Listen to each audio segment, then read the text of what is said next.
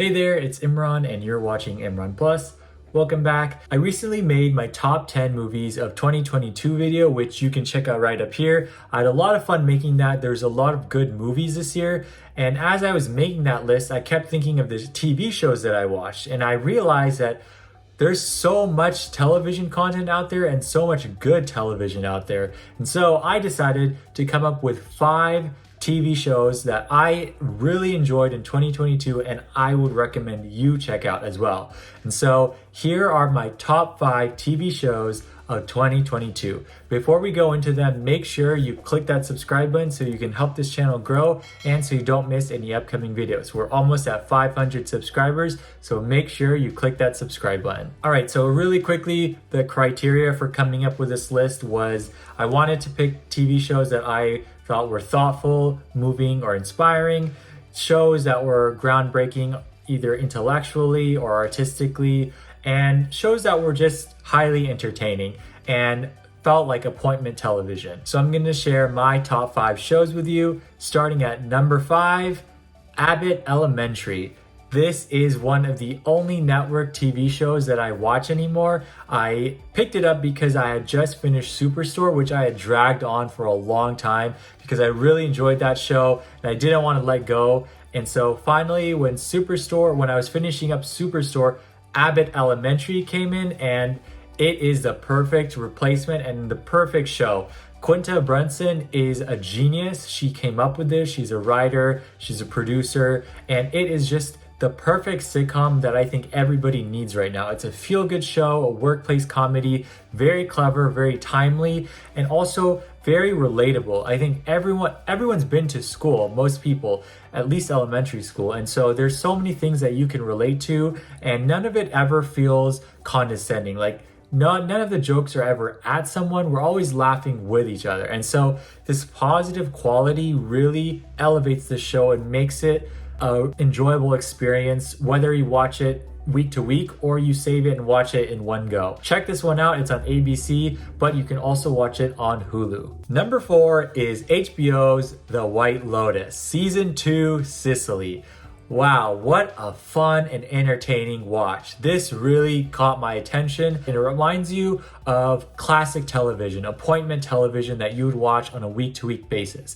And the quality of this show is very high. It's an HBO show, so they really put their time and money into it. This season is more about adult relationships and intimacy, so keep that in mind. I think it's a little bit more adult than the first season, but it is very, very entertaining. The writing in the show is very clever, smart, and biting. And the actors really deliver the dialogue in such a real and emotional way. All of the cast does a great job. Jennifer Coolidge, so good. Aubrey Plaza also really good. I think if you're a fan of any sort of like reality TV, if you're a fan of thrillers, but mixed in with some drama, some smart comedy, this is a show you should check out. It's really, really good. And also the location, the set, I really feel like I was on vacation in Italy myself. So that alone was worth watching.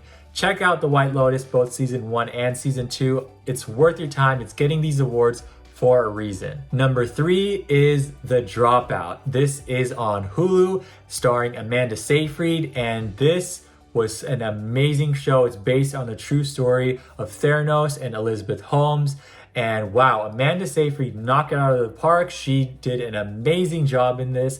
And this show really kept me on the edge of my seat. Even though this is a true story and I knew most of what happened in terms of the company and Elizabeth Holmes and how she got to where she is now.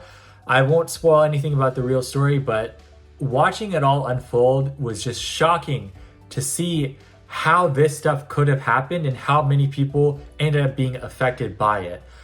Very, very gripping show, very well made. Definitely check this out, especially if you're a fan of like true crime, like stories based on real stories, and also thrilling mysteries. Even though this is not much of a mystery, it's very thrilling and very engaging. Check this out on Hulu. Number 2 is Stranger Things Volume 4.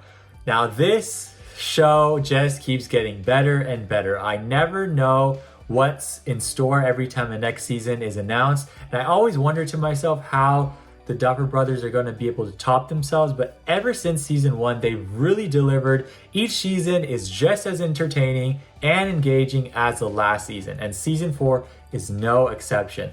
It's such a fun ride. The characters that we know and love for so many years now are really put through the ringer, and the stakes have never felt higher.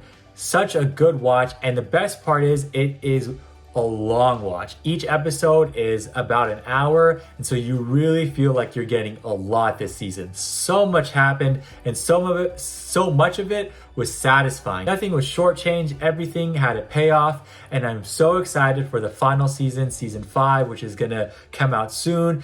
This show is a phenomenon for a reason. If you haven't been watching it, check this one out. You can watch Stranger Things on Netflix. And now, number 1, my favorite show of 2022 is Andor on Disney+. Wow, a Star Wars show as my favorite show of the year.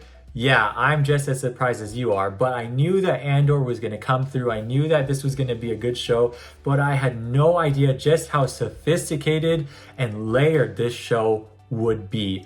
Andor is something that everyone should check out, especially for those people who feel like Star Wars is a little bit too silly and not serious enough. You should definitely watch this. It's very well written and very well directed. Some people felt that the first part of the season was a bit too slow, but I think you should just be patient, give it a chance, watch it, start at episode 1. By episode 4, 5, you'll be hooked. And then by episode 6, you're really gonna be hooked. And then from then onwards, it's just a roller coaster of awesomeness. I hope Andor gets a lot of recognition during award season because Diego Luna does an amazing job as casting Andor, and the entire supporting cast do really, really good jobs as well. A story about fascism and rebellion and resistance really feels timely and relatable, especially with everything going on in the world now. And yet, despite it all, it still feels like it's in the Star Wars world. I never really forgot that we weren't in Star Wars, even though there aren't any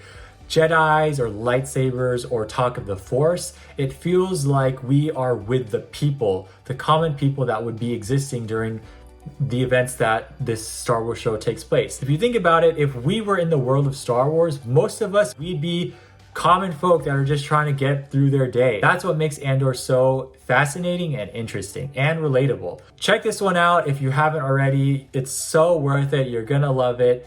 Give it a chance. Watch it on Disney Plus right now. So those are my favorite shows of 2022. 5 shows that I think you should definitely check out and I enjoy thoroughly. Let me know what your favorite shows were of 2022. What do you think of my list? Have you watched any of them? And do you agree or disagree with my choices? I can't wait to see what shows you enjoyed in 2022. And let me know what you're excited for in 2023. I'm sure that we're gonna have another great year of amazing television. Thank you so much for watching. I hope you had a great time. Lots more videos coming soon, but in the meantime, make sure you like this video and subscribe. Click that bell icon so you don't miss any upcoming videos. And don't forget to share this video with your friends and fellow movie enthusiasts. I'll see you in the next one. Bye for now.